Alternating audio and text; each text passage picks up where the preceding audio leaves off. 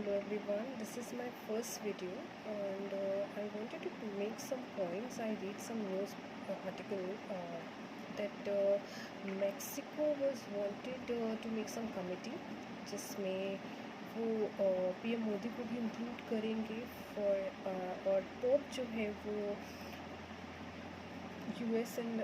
Russia and Ukraine की conflicts को दूर करेंगे एंड उनके बीच में निगोशिएट कर पाएंगे। मुझे दो पॉइंट्स में बिल्कुल ये बात कहनी है कि अगर वर्ल्ड को ऐसा लग रहा है कि इंडिया हैज़ द पावर, कि इंडिया के जो मोदी जी हैं उनके अंडर में ये है वो लीडरशिप क्वालिटी एंड सारी चीज़ें, तो why UN can not give the permanent position? Okay, why? मैं दो पॉइंट्स ज़रूर से रखना चाहूँगी इस पे। दो अपनी हिस्ट्री है हमारी इंडिया की ही, उससे रिलेटेड दो इंसिडेंट्स आपके साथ में शेयर करूँगी। एक 13th सेंचुरी की है और एक 18th सेंचुरी का है। 18th सेंचुरी में एक डॉक्टर विलियम हैमिल्टन करके थे, उनको बुलाया गया था। फारूक सियार एक मुग़ल एम्परर था, वो बीमार पड़ा और उसको ठीक करने के लिए वो आए। ठीक है, बाकायदा वो ठीक हो गया और उन्होंने एक शर्त रखी थी ब्रिटिशर्स ने कि अगर वो ठीक हो गए तो उनको फिर मुग़ल एम्परर पे पूरी जगह पे उनको ट्रेड का फरमान था, वो ट्रेड की परमिशन मिलती और उनको मिल गई। एंड रेस्ट यू नो कि उन्होंने एक शर्त रख कर के ये काम किया और ट्रेड की परमिशन मिली और वो एक्सपैंड करते चले गए स्लोली और हम फिर आज किया 200 साल तक। ये सारी चीज़ें आपको पता है। Secondary incident is Bakhtiyar Khilji. जब वो बीमार पड़ा तो राहुल श्रीभद्रा जी जो नालंदा यूनिवर्सिटी से थे उनको बुलाया गया। हालांकि वो तैयार नहीं था बख्तियार उस टाइप में उनको बुलाने के लिए, क्योंकि ही वॉज वहाँ के जो थे वो नॉन इस्लामिक थे और वो उसके लिए तैयार नहीं था। पर इसमें ये ज़रूर हुआ कि उसको ठीक करना था। हालांकि इन्होंने कोई शर्त नहीं रखी, राहुल सर ने शर्त रखी बख्तियार ने कि मैं आपकी कोई मेडिसिन नहीं लेना चाहता था वो, और उनको बोला कि आप ऐसे ठीक करने के लिए कि मैं मेडिसिन नहीं लूँगा।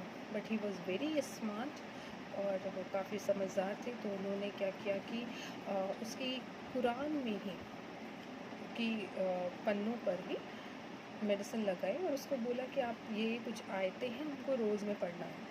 वो पढ़ने लगा, क्योंकि ठीक है वो उसके रिलीजन से रिलेटेड था, उसने पढ़ा और वो ठीक भी हो गया।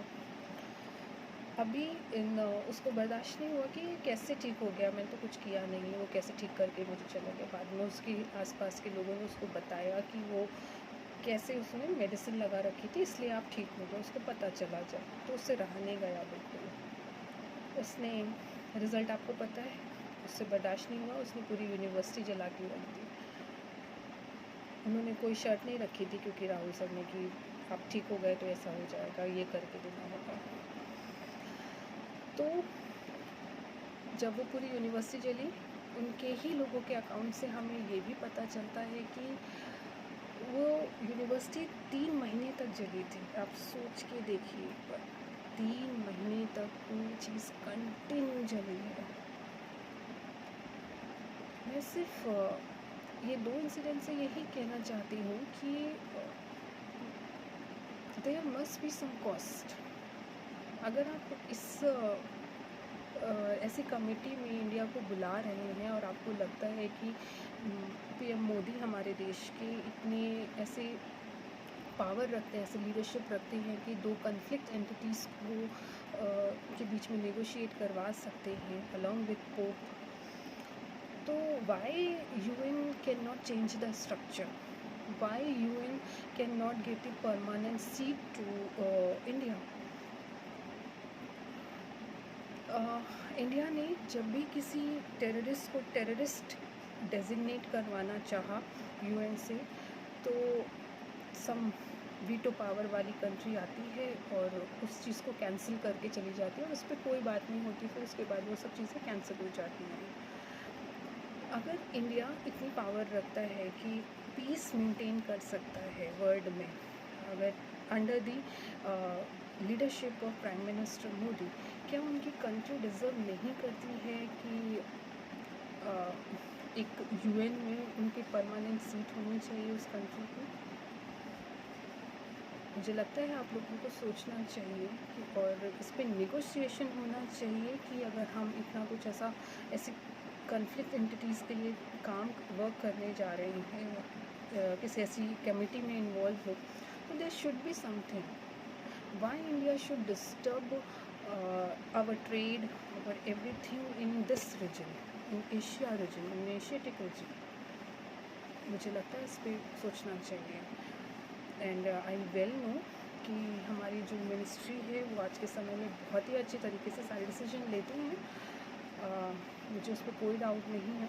बट स्टिल ये पॉइंट था जो मुझे बहुत हर्ट कर रहा था कि इंडिया को आप इनवाइट कर रहे हैं एक पीस टॉक में इन्वॉल्व करने के लिए, और उसी कंट्री को आप यूएन में स्पेस नहीं देते हैं, उसकी चीज़ों को कैंसिल कर दिया जाता है। Why this double standard? Thank you, मुझे बस यही शेयर करना था। Thank you so much.